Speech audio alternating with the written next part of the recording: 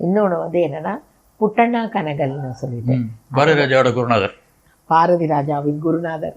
அவர் வந்து என்ன அப்படின்னு சொன்னால், நம்ம அலுவலகத்தில் ஒரு முதல்ல பணிக்கு வராரு.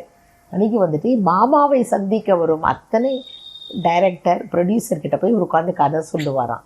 சொல்லிக்கிட்டே இருக்கும்போது அதில் என்ன இருக்கு, நம்ம வேலை புட்டண்ணா கனகல் வந்து நம்ம ஆஃபீஸில் ஒரு அசிஸ்டண்டாக வேலை ஆஃபீஸ் அசிஸ்டண்டாக இருந்திருக்காரு. அப்போ வரப்போகிறவங்க கிட்ட எல்லாம் இவர் உட்காந்து கதை சொல்லிட்டு, என்கிட்ட ஒரு கதை இருக்கு கேளுங்கன்னு சொன்ன உடனே, அப்போது நம்ம அலுவலகத்தில் செஞ்ச பெரிய மேனேஜருங்க என்ன செஞ்சுருக்கேன், என்ன இவரை நம்ம ஆஃபீஸ் பேரையே இவருக்கு எடுக்கிறாரு, வரப்போகிறவங்களை எல்லாம் இப்படி தொந்தரவு பண்ணுறாருன்னு எங்கள் மாமா கிட்ட வந்து சொல்லிட்டாங்களாம். இந்த புட்டண்ணான்னு இந்த கன்னடக்காரர் இருக்காரு பாருங்க, நீங்கள் வேலைக்கு பாவனம் சேர்த்துட்டா வரப்போறவங்களை எல்லாம் தொந்தரவு பண்ணிக்கிட்டு இருக்காரு அப்படின்னு கூப்பிட அவனை அப்படின்றாரா மாமா. கூப்பிடுருந்தாங்கன்னா அவன் சரின்னு சொல்லிட்டு அவர் வந்திருக்காரு. சொன்ன உடனே, நீ ஏன் எல்லார்கிட்டையும் கதை சொல்லிக்கிட்டு இருக்க, என்கிட்ட நீ கதை சொல்ல வேண்டியதால அவருக்கு அப்படியே நடுநடுங்கி போயிடுச்சான். உடனே அந்த கதை ரொம்ப பிடிச்சி போயிடுச்சு.